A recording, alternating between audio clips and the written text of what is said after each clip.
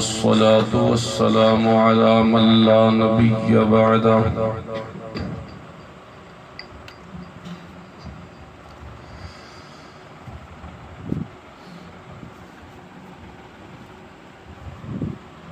أما بعد فأعوذ بالله من الشيطان الرجيم بسم الله الرحمن الرحيم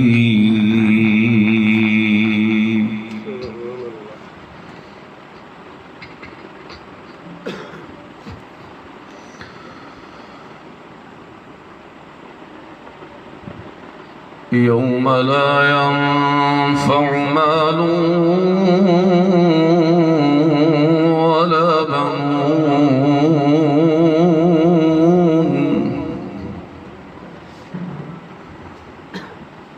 إلا من أتى الله بقلب سليم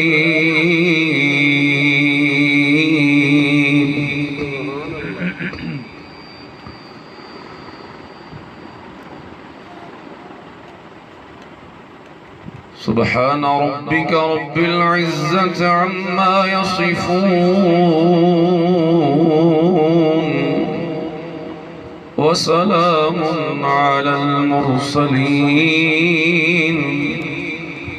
والحمد لله رب العالمين.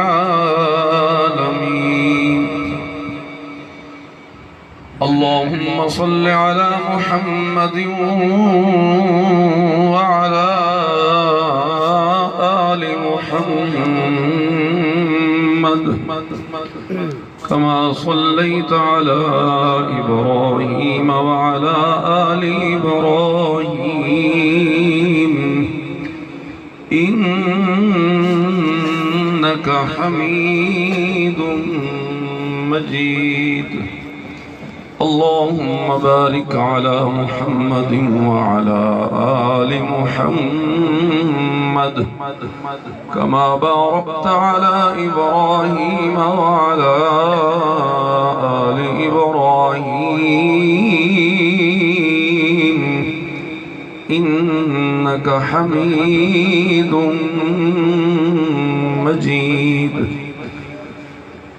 سبحانك لا علم لنا إلا ما علمتنا إنك أنت العليم الحكيم.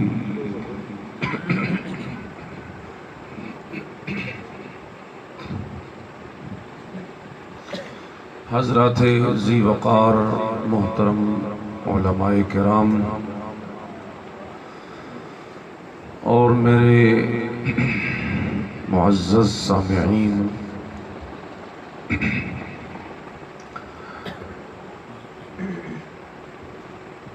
آج کی یہ ملاقات اور یہ نشست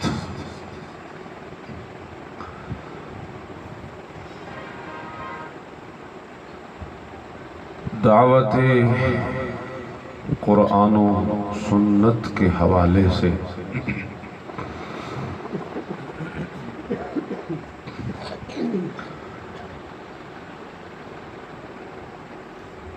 اللہ کی خاص توفیق اور عنایت کے بدلے میں ہو رہی ہے.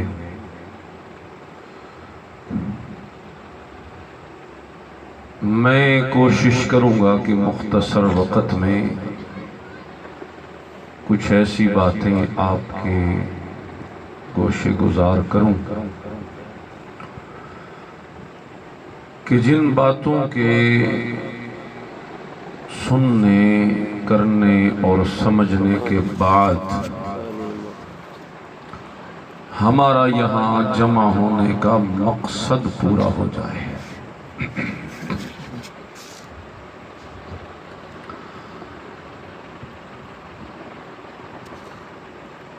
مجھے یہ کہا گیا تھا کہ آپ نے درس قرآن کریم آمد مصطفیٰ صلی اللہ علیہ وسلم کے حوالے سے دینا ہے،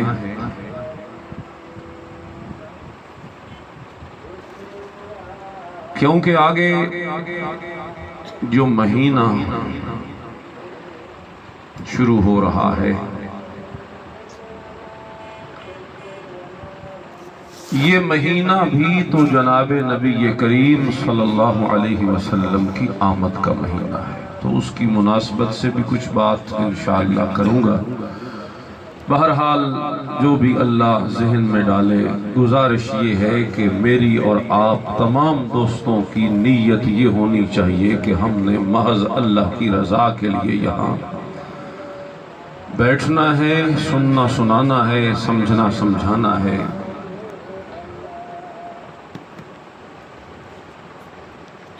کیونکہ بغیر اللہ کی رضا کے اور بغیر اس نیت کے انسان کا کوئی عمل بھی اس کے حق میں بہتر ثابت نہیں ہو سکتا۔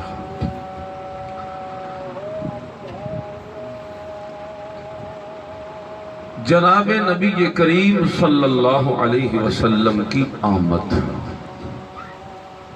ظاہر بات ہے آمد کا مطلب ہے آنا، آنے والا جو بھی آتا ہے کسی نہ کسی مقصد کے تحت آتا ہے۔ جو آیا ہے اس کی آمد پہ نظر اتنی نہیں ہوتی جتنی اس کی آمد کے مقصد پہ نظر ہوتی ہے۔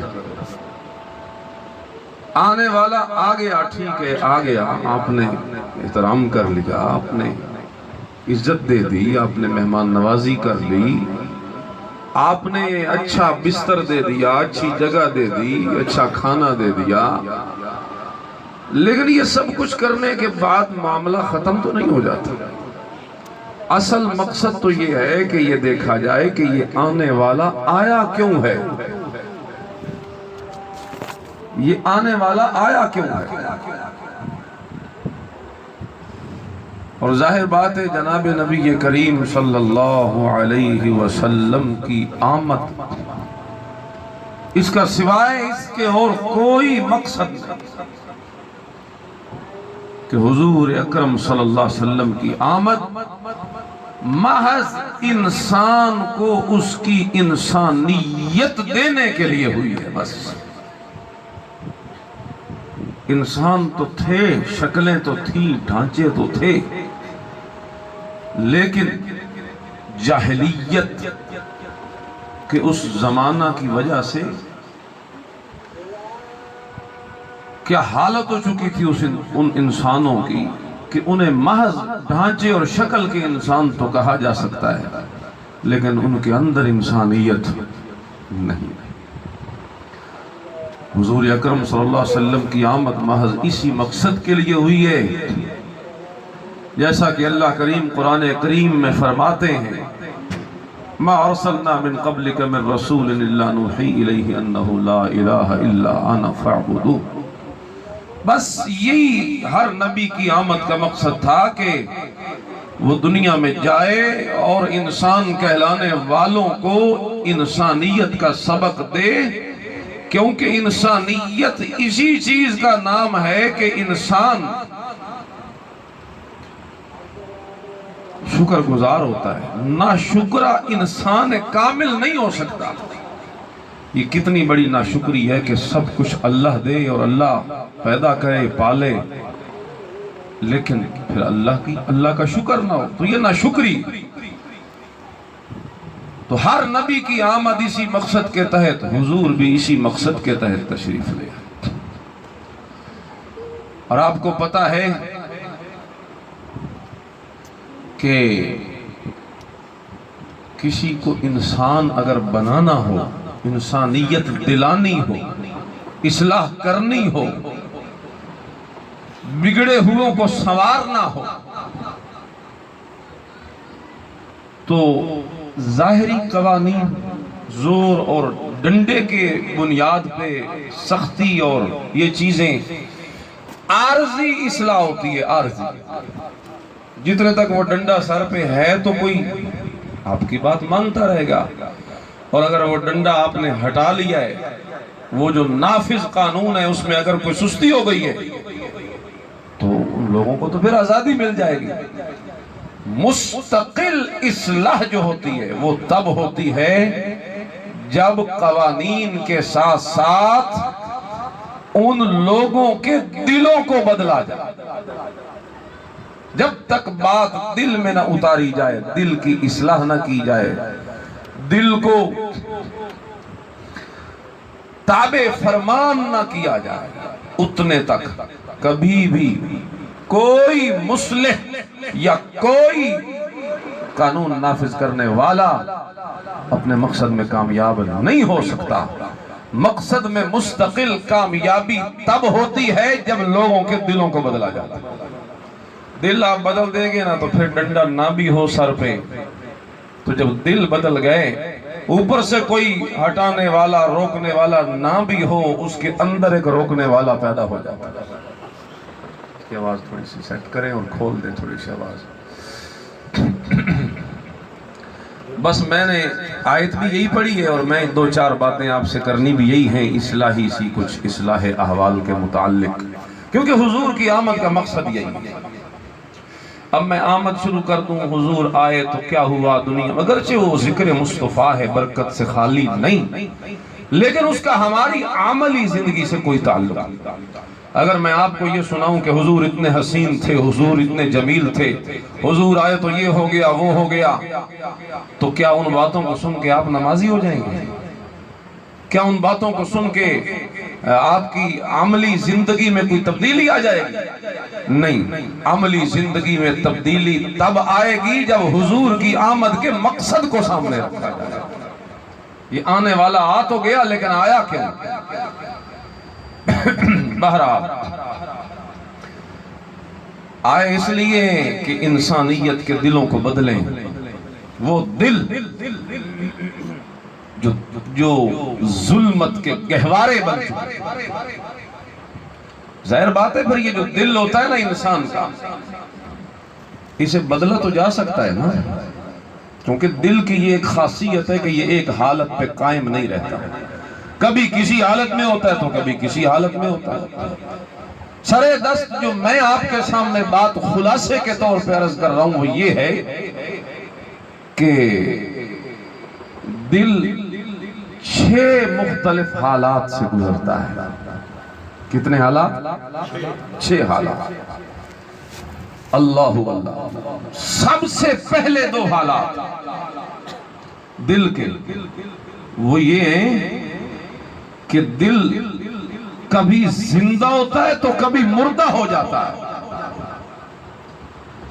دل کبھی زندہ ہوتا ہے تو کبھی مردہ ہو جاتا ہے۔ اس میں کوئی شک نہیں کہ حضور سے آنے سے پہلے لوگوں کے دل مردہ ہو چکے۔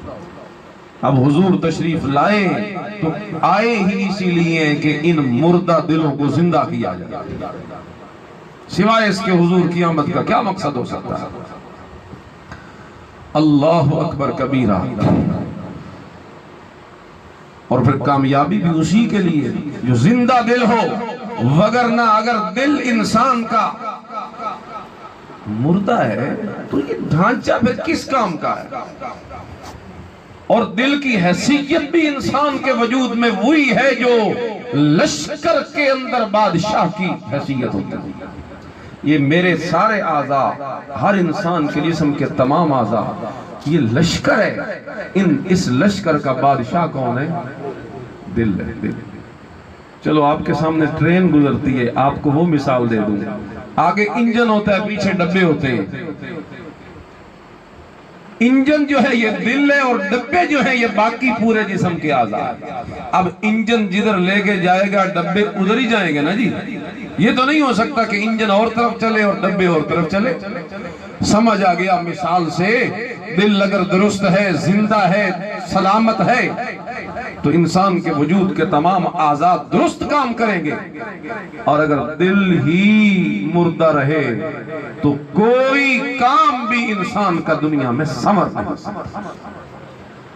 اب میری یہ تمہیدی باتیں آپ نے سن لی، اب وہ حضور پاک صلی اللہ علیہ وسلم کی حدیث بھی آپ کو بڑی سمجھ آ رہی ہوگی، جو میرے نبی علیہ السلام نے فرمایا کہ انسان کے جسم میں ایک لوتھڑا ہے گوشت کا، اگر وہ ٹھیک رہے تو سارا بدن ٹھیک رہتا ہے، اگر وہ خراب ہو جائے تو سارا بدن خراب ہو جاتا ہے۔ وہ یہی سالار ہے، یہی قائد ہے، یہی بادشاہ ہے، یہی انجن ہے، یہی ہمارے آگے آگے ہے۔ تو سب سے پہلی فکر ہمیں یہی کرنی ہے کہ ہمارا دل جو ہے وہ قلب سلیم بن جائے، کیونکہ اللہ کی طرف سے یہ اعلان ہے یوم لا ينفع مال ولا بنون،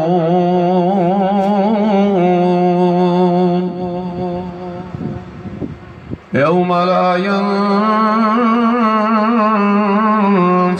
مال ولا بنون سبحان اللہ إلا من أتى الله بقلب